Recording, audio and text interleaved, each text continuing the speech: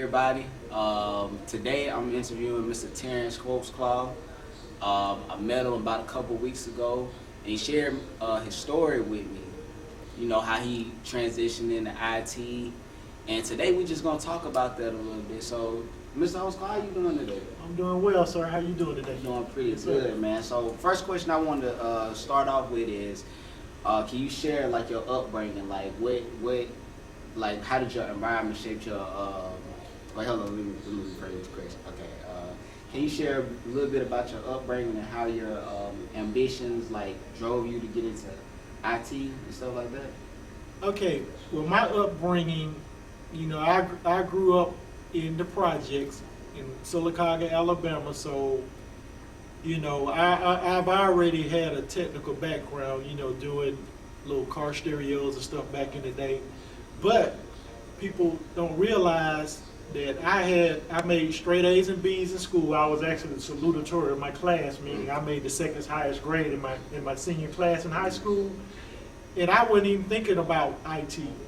I never touched a computer till I was 28 years old. So you calculate that's really 10 years later, after I worked out in the world, meaning doing labor jobs, worked at a textile mill. So after I got experience that hard work, I decided, hey, this is not for me. And I decided to move in with my sister, which is in Huntsville, and went to a 2-year college. But I got accepted in Auburn University coming out of high school, computer science and engineering, so I always knew that I want to get into something technical. I just wasn't ready for it right then. I was saying, hey, I'm tired of school, I want to do something different. So the workforce gave me ambitions to work with my head and not so much my body and my hands. I know on the technical side we do have to work with our hands with a keyboard, but that inspired me after doing that physical work. That inspired me to go to school. Okay, you want me to go further in, or you want to answer? Nah, that's it. Yep. Yeah. So, was it a specific moment in like your well, basically you answered that question. Yep. Like so. So what were some of the biggest challenges that you faced? Getting into IT, like let me just- You okay? What were some of the biggest challenges that you faced getting into IT? I'm gonna be very honest with you.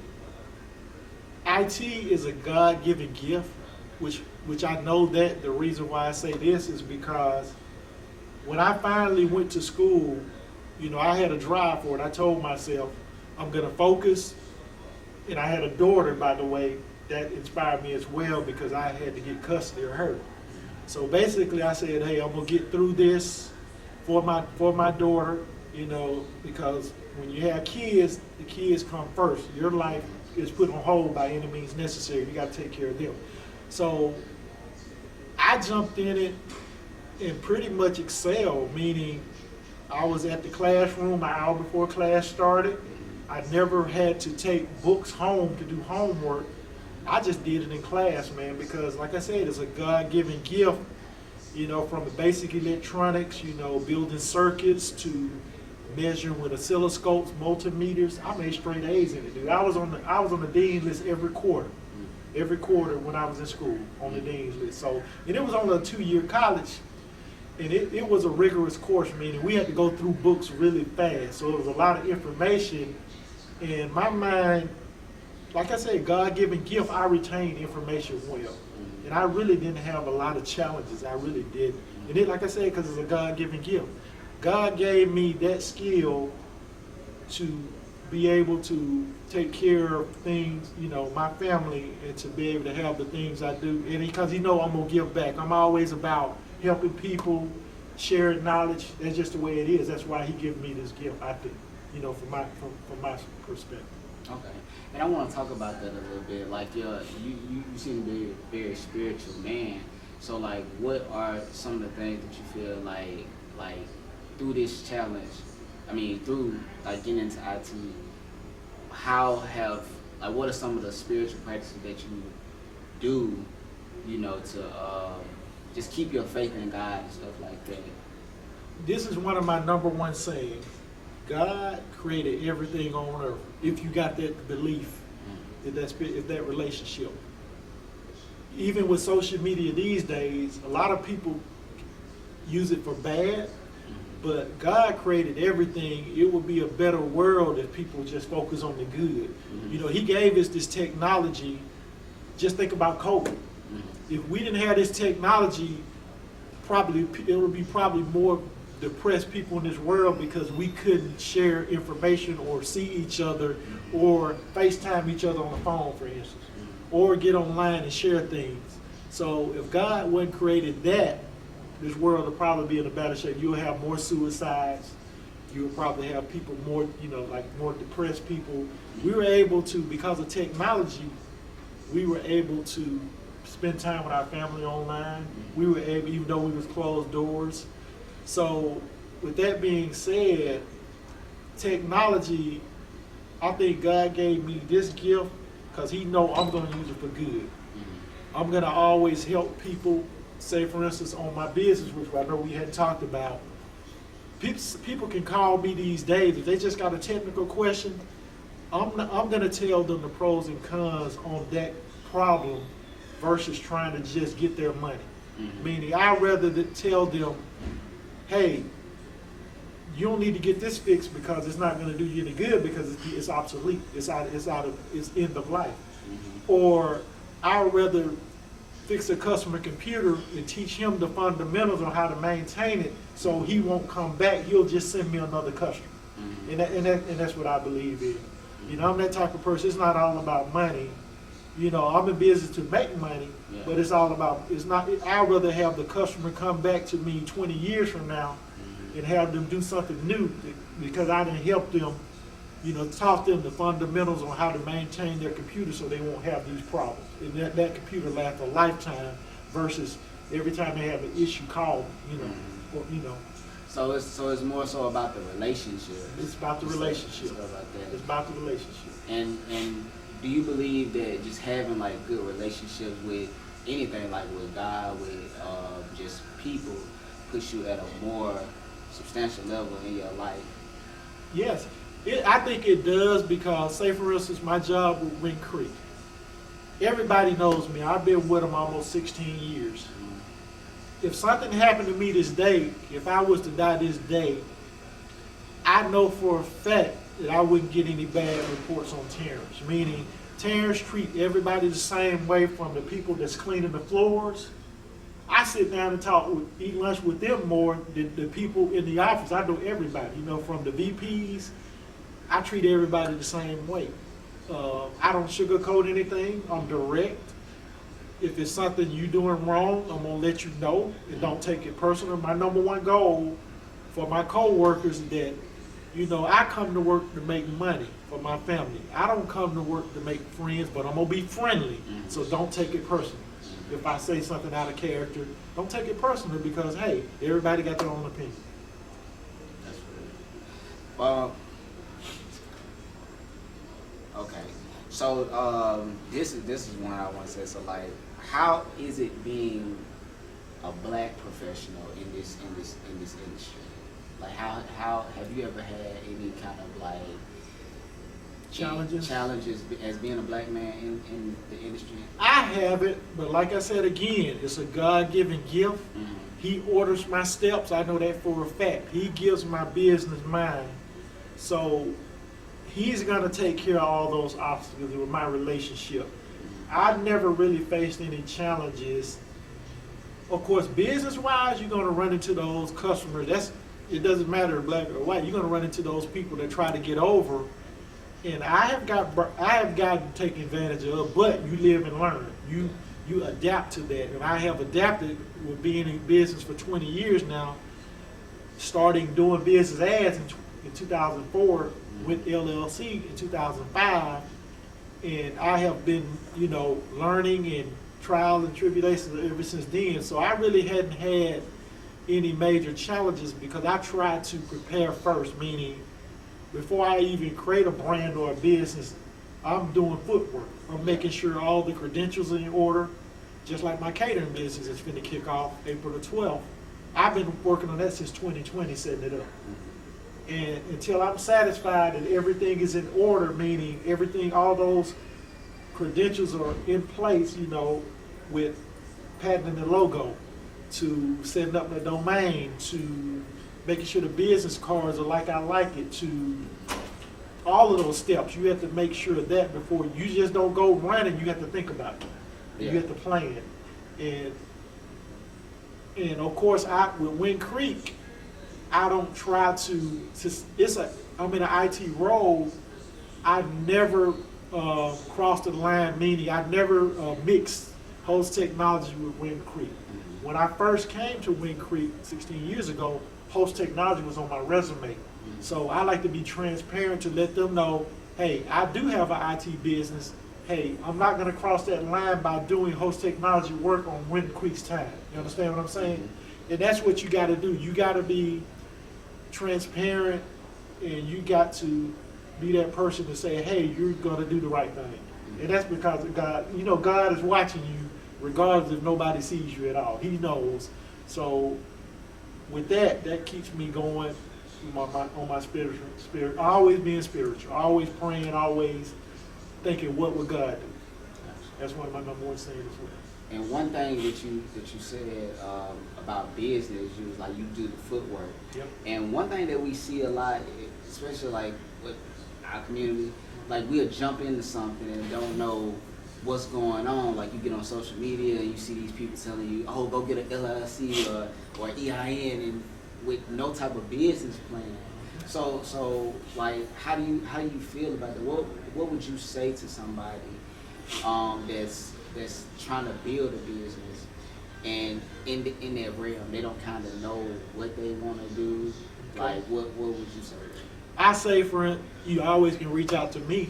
You know, my number 334-220-8837 is out there on the internet. It's a business cell phone number, and I can point you to the right people. I recommend you getting you a good accountant first, because hey, if you're in business and making money, you need to know all the protocols. So, you know, I had a good accountant that I had to pay to sit down there to tell me the actual financial side. You need to have a good financial background. You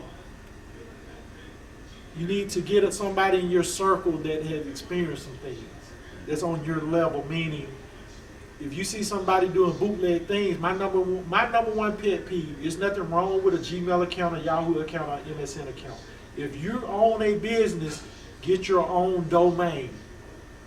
My domain is at holtztechnology.net, or at holtzenterprise.net is the parent company that I hadn't incorporated yet until I create other brands. Meaning holtzenterprise.com, I bought that domain way back in 2004. But I never used it because I always knew I was going to create other family brands. So now that I'm creating BigRedsExperience.com, I'm getting ready to incorporate holtzenterprise.com. It's going to be the parent domain that all the business fall under. Don't keep in mind, all of them will be either a partnership or LLC, but it'll be under that umbrella. So I will have that it's just building a tree. It is building generational wealth. It ain't all about me. It's all about the kids. You know, you got to break those generational curses, as they say, for us as black people. Yes. You got to break them, because if we don't do it, who's going to do it? You got to be that person to step up in your family. You know, my dad, you know, he was there, but he wasn't there. You know what I'm saying? I had to have people in my circle, to actually good people, to help me along the way, because and it's not nothing against my dad. He didn't know. You know, some of the generation, you know, he knew the streets. That's basically where he was, but all he told me was to save some money, but he didn't tell me why. You know, he told me keep money in your pocket, but you got to explain to me why. That's why I explained it to my kids and grandkids now, so they will make better choices than what I made. Because I messed up my credit when I was young, because I didn't have nobody to tell me why you need good credit. You know, my mama said save some money, but they didn't. You know, my mom always had good credit, but she was at home. She never graduated from high school. You know, she didn't have that foundation to explain to me why. You know, she just did it, you know. And that's what it's all about, man. You gotta break those generational curses. You gotta leave your mark while you're here. God put everybody here on this earth for a reason. You gotta figure out what your reason is for being here, and He's gonna give it to you. You just gotta listen. He's gonna give it to you. He's gonna help you through your mistakes. He's gonna pick you up. Believe me, I made a lot of mistakes, but I've learned and I've listened to that little voice in my head. And it's all about trying to do the right thing. If you try to do the right thing, God's gonna lead you right. You know, He gonna let you do the wrong thing. Hey, the devil's playground. If you got that relationship, some people do. You know, this not for the people. You know, I'm not knocking anybody's relationship. This is my relationship. You know, this is my religion. I'm not knocking anybody's religion. Just to get that out there. I'm talking about me. I ain't talking about nobody else. You done asked about all my questions. Oh man, hey, that's why I do a video. Hey, I got you, dog.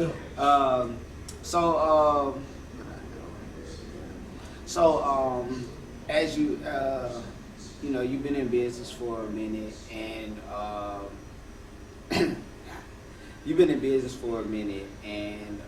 some things, when people get into business, sometimes they neglect certain things, and some of that is health. So what do you do to take care of your health, as an older black man and stuff like that? Okay, let me tell you a story. Mm-hmm. I had a cousin that would be going on 55 this year, 56. He would have been 55 going on 56. Mm-hmm. I'm 53, finna be 54. Mm-hmm. He died in 2016 of pancreatitis. Mm-hmm. I'm not a scientist, I'm not a doctor, but his pancreas died.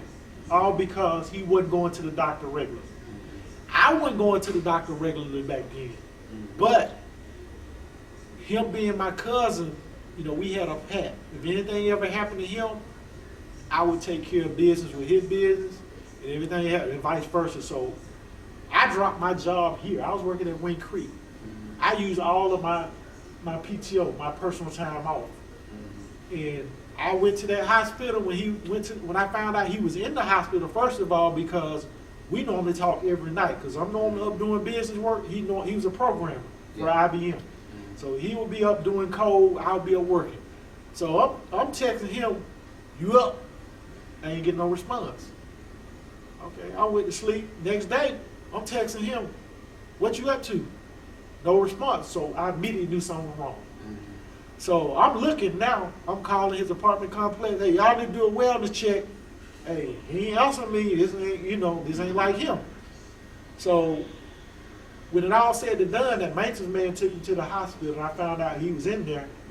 I told my wife, I said, "Hey, I'm going to the hospital." I told my job, I don't know when I'm gonna be back, just like that. So he was in the hospital. I was in ICU with him from that Sunday to that Wednesday, just to make sure the doctors did everything they supposed to do. I'm laying in the ICU, hearing beeps all night, and then give about an hour's sleep between Sunday and Wednesday, just because I knew he would do the same thing for me. So with that being said, with that experience, I go to the doctor twice a year and get full blood work now. I got me most people our color got insurance, but they don't use it. Hey, you guys use your insurance. That little copay, it'll be worth it. You know what I'm saying? Go to the doctor. Tell the doctor I want full blood work. Most doctors will not do it unless you tell them. So tell them, get in there and have a list of things. You got to write them down. Hey, I need you to check this. I need you to do that. Ask those questions, because most doctors are going on formality. They so busy, they got the nurse practitioners just doing basic stuff, checking basic. Yeah. I get blood work twice a year, full blood work. Your insurance pay for it. Get it done. Pay your co-pays, and that'll be worth it. Those little $40 or $50 every visit is worth your life. So go to the doctor regularly. I mean, that's why I'm still in this 34, you know. I try to maintain it. When that stomach started poking out, I cut back. Yeah. And I do eat healthy. My catering business is based on all about health. You know, grill products. And you guys will see it out there. BigRedsExperience.com. BIGGREDS experience.com is coming soon. June, it'll be live. Say. I had to get that plug in. Sorry. No. You good, man. I always gotta do that. So when you answer that. So what does success mean to you personally? Success means leaving something that your family can grow on. Success means, you know, it's okay to want money. Success means having happy customers, clients, or whatever you want to call them. Have clients to, you be in the background, you may walk up and have somebody talking about you and giving good kudos. Yeah. That's success. Always trying to do your best. You can't please everybody. Don't get me wrong. You're gonna have those that you can't please. That's just the way life is. But you do your best to make sure that the customer is always first. The client is always first. You know, no matter what, you know, you got to.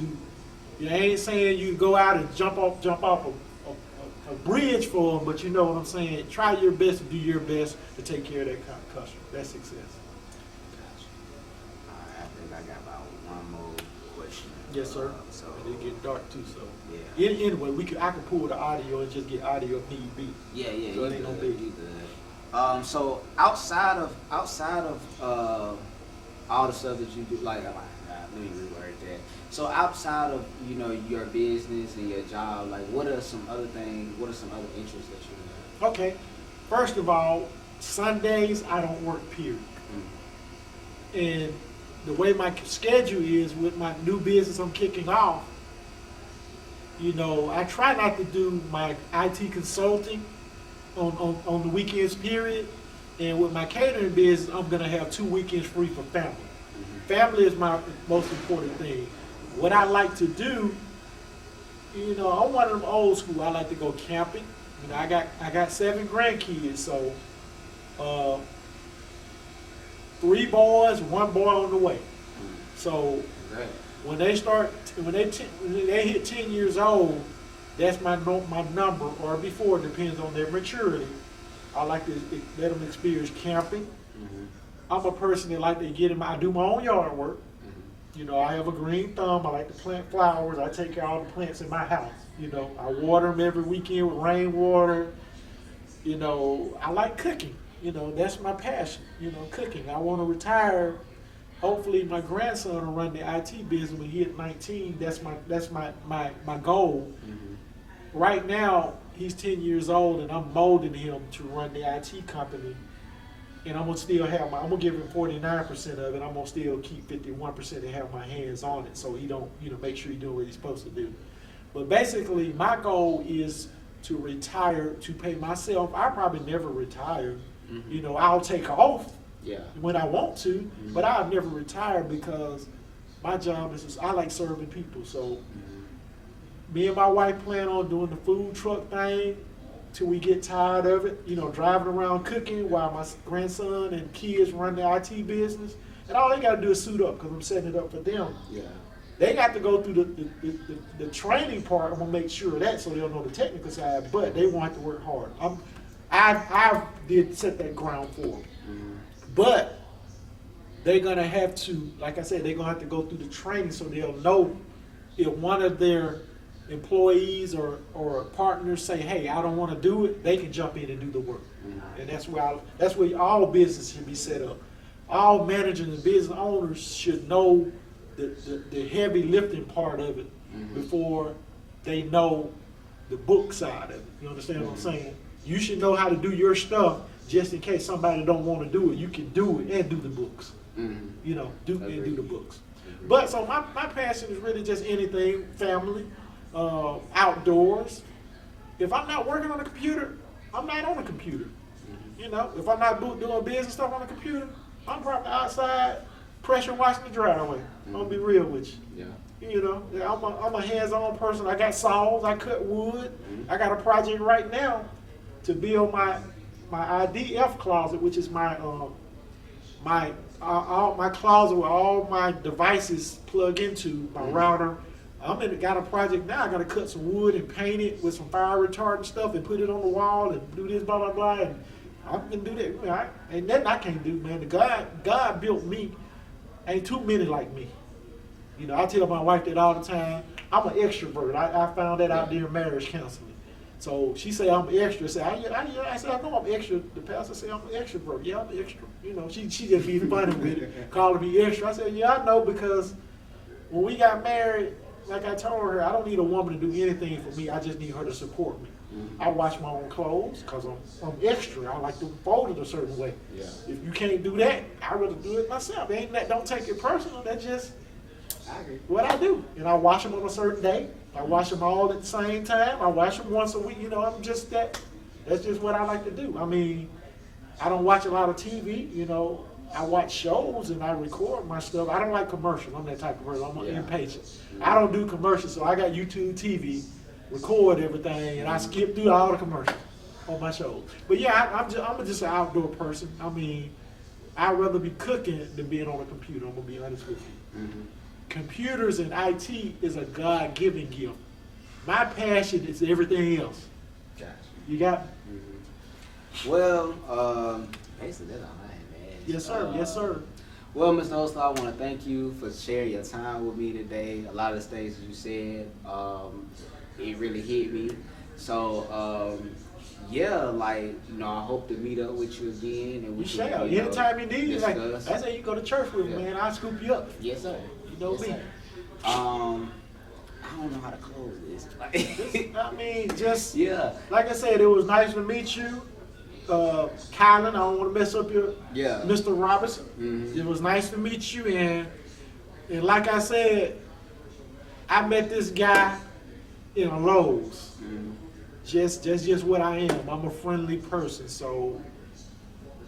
And my wife said I talk too much sometimes, but like I told her, I got 3,000 residential customers in Montgomery area by running my mouth, so that's a good thing. Sometimes you never know when somebody needs your help, so that's why I talk. So, Yes, sir. but it was nice meeting you, sir. Anything I can do to help you progress in your career, if it's financial, any advice to not let you make some of the mistakes I did, and I talk to my kids just like this. I mean, to these days. So, but anyway, man, it was nice to meet you, and I hope this interview serves you well, man. Yes, sir. Thank you so much. Yes, sir. We out. We out.